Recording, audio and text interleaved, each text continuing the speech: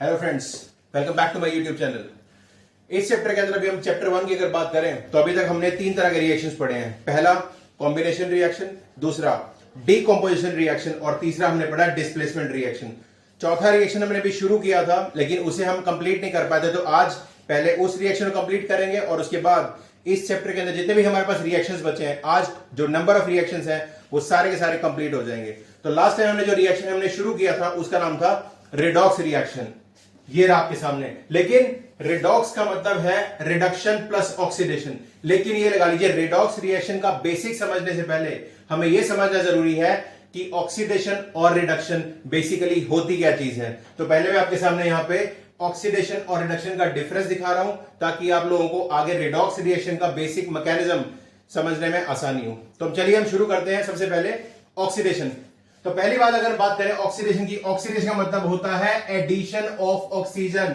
अगर आप किसी भी कंपाउंड के अंदर, किसी भी मेटल के अंदर ऑक्सीजन को ऐड करते हैं तो जो सब्सटेंस बनेगा उसको क्या बोलेंगे? Oxidise substance. मतलब उसके अंदर ऑक्सीजन की एडिशन हो जाएगी। अगर अब मैं सिंपल सी अगर रिएक्शन की बात करूं तो देखिए, कॉपर के अंदर हम लोग ऑक्सीजन अगर ऐड करते हैं तो बन जाता है कॉपर ऑक्साइड, CuO। तो इसका मतलब क्या हुआ? कॉपर के अंदर ऑक्सीजन की एडिशन हुई और क्या बना? Copper oxide. तो एक चीज हो गई एडिशन ऑफ ऑक्सीजन, तो उसे बोलते हैं ऑक्सीडेशन। दूसरा कंसेप्ट क्या है? दूसरा मतलब है रिमूवल ऑफ हाइड्रोजन। अगर आपके सब्सटेंस में से हाइड्रोजन निकल जाए, रिमूव हो जाए, तो उसे भी बोलते हैं ऑक्सीडेशन। और तीसरा और आखिरी मतलब है इसके अंदर लॉस ऑफ इलेक्ट्रॉन, या इसका मतलब अगर आपका मेटल इलेक्ट्रॉन रिलीज कर देता है, डोनेट कर देता है, तो भी जो आपका जो कंसेप्ट बनेगा, जो रिएक्शन होगा, उसे बोलते हैं हम लोग ऑक्सीडेशन रिएक्शन। तो ऑक्सीडेशन के अंदर बेसिकली 3 चीजें आएंगी। पहली चीज एडिशन ऑफ ऑक्सीजन, या फिर सेकेंड चीज रिमूवल ऑफ हाइड्रोजन, या फिर third thing that is loss of electron. इन तीनों में से अगर कोई भी चीज होती है किसी रिएक्शन के अंदर तो समझ लीजिए उसे क्या बोलते हैं हम लोग? ऑक्सीडेशन। अब आती है बात रिडक्शन की। रिडक्शन के अंदर ऑक्सीडेशन बिल्कुल ऑपोजिट होता है। ऑक्सीडेशन था एडिशन ऑफ ऑक्सीजन, लेकिन रिडक्शन में क्या होता है? पहली चीज रिमूवल ऑफ ऑक्सीजन। तो ऑक्सीडेशन का मतलब एडिशन ऑफ ऑक्सीजन, लेकिन रिडक्शन का मतलब है रिमूवल ऑफ ऑक्सीजन, ऑक्सीजन निकाल देना, एक चीज। दूसरी बात इसके अंदर क्या होती है? Addition of hydrogen. जिस तरह से ऑक्सीडेशन में ऑक्सीजन ऐड करने से ऑक्सीडेशन होती है, उसी तरह से रिडक्शन में हाइड्रोजन ऐड करने से रिडक्शन होती है। यह चीज ध्यान रखिएगा। ऑक्सीडेशन में एडिशन ऑफ ऑक्सीजन, लेकिन रिडक्शन में एडिशन ऑफ हाइड्रोजन। और तीसरी चीज गेन ऑफ इलेक्ट्रॉन। ऑक्सीडेशन में हमने पढ़ा था कि इलेक्ट्रॉन का लॉस होता है, लेकिन अगर इलेक्ट्रॉन का गेन हो रहा हो तो उसे बोलते हैं हम लोग रिडक्शन। आई थिंक मेरी बात आपको समझ में आ गई होगी ये चीज। तो ये जो 3 है ऑक्सीडेशन और ये जो 3 है रिडक्शन, तो ये लगा लीजिए ऐसा रिएक्शन जिसके अंदर ऑक्सीडेशन और रिडक्शन एक साथ एक टाइम पे कॉन्टिन्यूअसली होते हो, उसे बोलते हैं हम लोग रिडॉक्स रिएक्शन। रिडक्शन का रेड और ऑक्सीडेशन का ऑक्स कंबाइन कर दिया तो क्या बना? रिडॉक्स। अब मैं आपको एक बहुत सिंपल सा रिएक्शन बताता हूं जिसके थ्रू आपको रिडॉक्स रिएक्शन का बेसिक मतलब समझ में आ जाएगा। अब जरा ध्यान से देखिएगा प्लीज। ये रहा हमारे पास कॉपर ऑक्साइड, रिएक्शन हुआ तो कॉपर ऑक्साइड से क्या बना? कॉपर। इसका मतलब इस रिएक्शन में क्या हो रहा है? कॉपर ऑक्साइड के अंदर से ऑक्सीजन निकल रहा है, लॉस ऑफ ऑक्सीजन। तो यहां पे मैंने लिखा है रिमूवल ऑफ ऑक्सीजन, तो इसे क्या बोलते हैं हम लोग? रिडक्शन। तो इसका मतलब कॉपर ऑक्साइड से जो कॉपर बन रहा है इसे बोलेंगे हम लोग reduction, reduction reaction.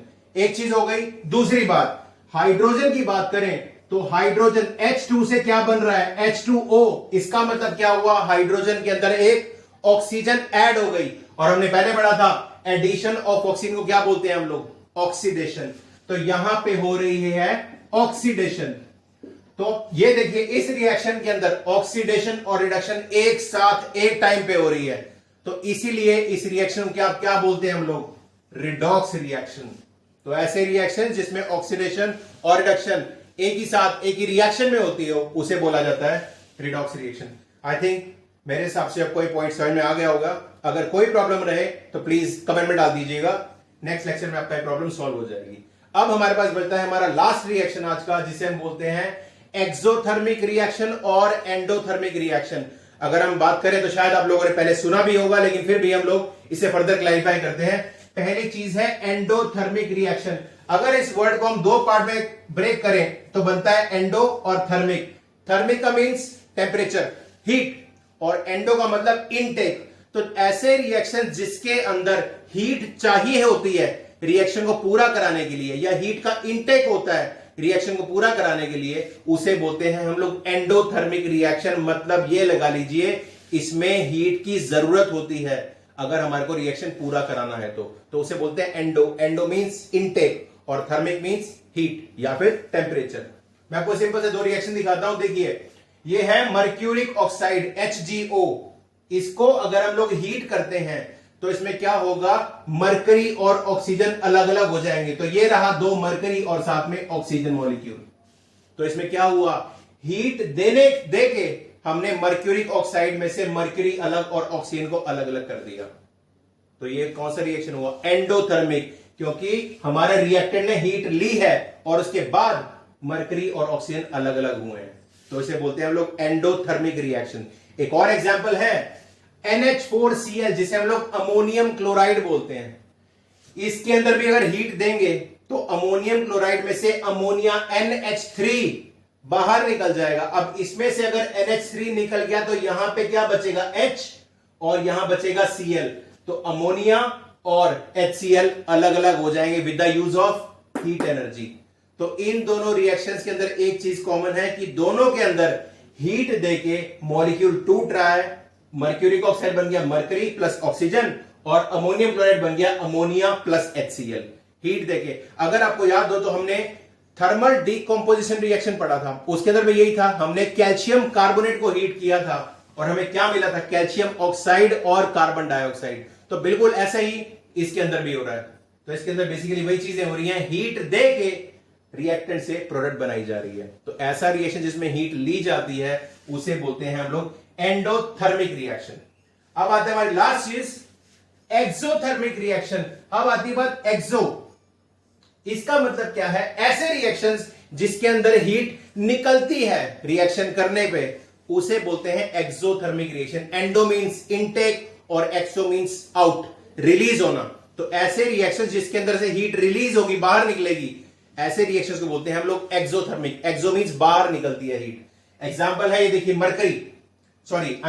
Magnesium. Magnesium को अगर हम लोग ऑक्सीजन से कंबाइन करें तो क्या बनेगा, मैग्नीशियम ऑक्साइड प्लस हीट। ये एक ऐसा रिएक्शन है जो आप सभी लोगों ने देखा होगा। ये सबसे कॉमन रिएक्शन जो है ये फुलझड़ी के अंदर होता है।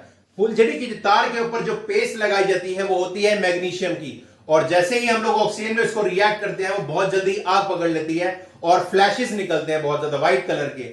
जो फ्लैशेस निकलते हैं वो किसके होते हैं, मैग्नीशियम ऑक्साइड के, और साथ साथ हीट निकलती है। उसी हीट की वजह से अगर आप लोगों को देखा होगा, आपकी जो तार है जिसपे फुलझड़ी की पेस्ट लगी होती है, पूरी तार लाल सुर्ख हो जाती है और इसको पानी में डुबाना पड़ता है, क्योंकि अगर कोई इंसान उस तार को पकड़ ले उसमें इतनी हीट होती है कि वो आपके हाथ को जला के रख देगी। तो ऐसा रिएक्शन जिसमें हीट निकलती हो रिएक्शन के दौरान, उसे बोलते हैं हम लोग एक्सोथर्मिक रिएक्शन। तो यहां पे मैग्नीशियम और ऑक्सीजन जब आपस में रिएक्ट करते हैं तो बनता है मैग्नीशियम ऑक्साइड, और साथ साथ काफी ज्यादा अमाउंट में हीट निकलती है। तो ऐसे रिएक्शन जिसमें हीट रिलीज होती हो उन्हें बोलते हैं हम लोग एक्सोथर्मिक रिएक्शन। तो यहां पर हमारे इस चैप्टर के सारे रिएक्शंस कवर हो चुके हैं। हम लोगों ने 5 रिएक्शंस पढ़े। पहला था कॉम्बिनेशन, दूसरा था डीकंपोजिशन, तीसरा डिस्प्लेसमेंट, चौथा हमने कौन सा किया था, सब्स्टिट्यूशन रिएक्शन। इसके बाद हमने आज जो पढ़े वो कौन से थे, रिडॉक्स रिएक्शन, और लास्ट हमारे थे एक्सोथर्मिक और एंडोथर्मिक रिएक्शंस। तो ये चैप्टर हमारा, इस चैप्टर के अंदर हमारा रिएक्शंस वाला पार्ट जो है पूरा हो चुका है।